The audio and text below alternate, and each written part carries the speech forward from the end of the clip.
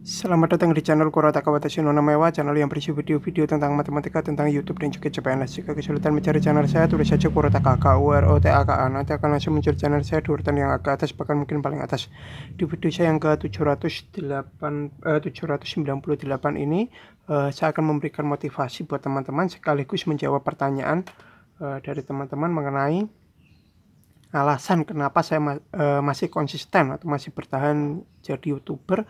Padahal pendapatan saya itu kecil ya, dan penonton saya itu sedikit. Di masing-masing video itu hanya puluhan lah, tidak sampai ribuan. Padahal kalau yang YouTuber yang sudah sukses itu kan sampai ribuan.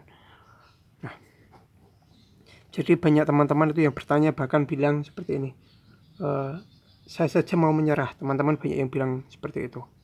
Nah, di sini saya akan menyebutkan alasan saya kenapa saya itu masih belum menyerah jadi YouTuber. Nah, kita langsung yang pertama itu karena masih ada fasilitas. Alasan saya itu. Jadi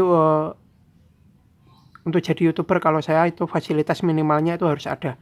Kalau asalkan masih ada itu, maka saya akan tetap bertahan gitu. Yang pertama itu adalah internet gratis. Jadi saya tuh dapat internet. Kalaupun besok saya tidak ada internet gratis, kalaupun internetnya masih bisa saya jangkau, masih bisa saya usahakan, saya akan tetap aktif gitu jadi YouTuber. Kemudian laptop untuk upload video. Jadi saya pakai laptop untuk upload video dan masih laptopnya itu masih bisa dipakai gitu lah. Masih belum rusak gitu. Yang rusak sudah tidak saya pakai. Ini masih ada yang lancar untuk dipakai gitu. Kemudian ada kamera, walaupun kameranya itu saya dari HP ya. Yang ada 3 ini fasilitas minimal buat saya untuk jadi YouTuber. Jadi selama masih ada 3 ini, saya akan tetap bertahan. Nah, kemudian alasan yang kedua, saya pernah mendengarkan ceramah ya, rata-rata ceramahnya itu bilang gini, intinya ya, ini intinya, itu rezeki ada itu karena ada usaha. Jadi kita itu yang penting berusaha dulu, berusaha sampai maksimal gitulah. Nanti pendapatan pasti akan datang. Tapi pendapatan itu belum tentu dari tempat kita usaha juga gitu kan. Intinya kayak gini, itu bisa lewat jalan lain. Jadi misalkan di ceramah-ceramah itu dicontohkan, contohnya seperti ini, ada orang mancing, kemudian ketika mancing itu dia dari pagi berusaha mancing gitu sampai sore dan dia tidak dapat ikan. Nah, ternyata sesampai di rumah dia itu dapat ikan dari tetangga. Nah, jadi ketika kita berusaha itu belum tentu di situ, hasilnya belum tentu di situ gitu, tapi bisa di tempat lain. Nah, ini yang saya rasakan ya, ketika saya berusaha di YouTube itu berusaha secara maksimal, saya di tempat lain juga berusaha secara maksimal gitu, dan saya merasakan kalau ceramah ini itu benar. Nah, walaupun di YouTube itu saya masih tergolong produk gagal gitulah, ibaratnya seperti itu, tetapi saya merasakan rezeki di jalan lain gitu. Jadi beberapa 2-3 tahun yang lalu itu saya belum dapat tunjangan ya di pekerjaan saya yang satunya, kemudian saya dapat tunjangan walaupun segitu gitu. Kemudian pada tahun ini tunjangan saya itu naik 85%. Nah, seperti itu saya merasakan ceramah itu memang benar gitulah. Jadi kita itu intinya harus berusaha sampai maksimal. Nanti jalan rezeki akan datang lewat yang tidak kita duga-duga. Kemudian alasan saya yang ketiga itu keinginan kerja tanpa atasan dan bawahan. Jadi itu saya dulu itu pernah, intinya saya itu pernah kerja jadi atasan, pernah kerja jadi bawahan, dan itu tidak enak, sama-sama tidak enak gitu. Ketika kita jadi atasan, kita akan repot ketika bawahan kita itu melakukan kesalahan. Nah, itu saya tuh harus mengatasi kesalahan yang dilakukan oleh bawahan kita gitu kan. Dan itu sangat menyebalkan gitu kalau misalkan seperti itu.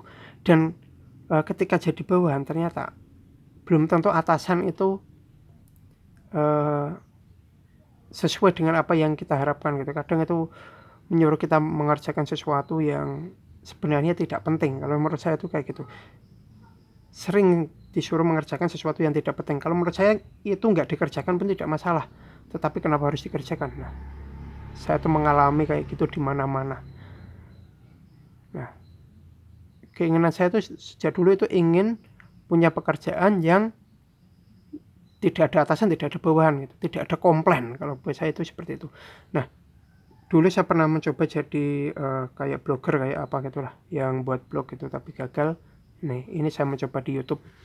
Saya harapannya itu kalau di YouTube kan, nah, saya usahakan tidak ada komplain gitu. Saya sudah setting supaya komentar negatif apapun tidak akan masuk di channel saya, jadi tidak ada komplain. Nah, ini sangat aman buat saya. Jadi asalkan itu masih bisa disetting seperti itu, saya tidak masalah. Kemudian yang keempat itu, ini adalah langkah terakhir. Nah, langkah terakhir itu maksud saya itu seperti ini. Jadi banyak teman-teman itu yang belum berhasil di banyak hal di YouTube ya. Tetapi saya itu sudah berhasil monetisasi, saya sudah berhasil dapat pin Google AdSense, saya sudah berhasil mendaftarkan rekening saya, sudah dapat balasan juga, rekening saya sudah terdaftar. Jadi ketika nanti ya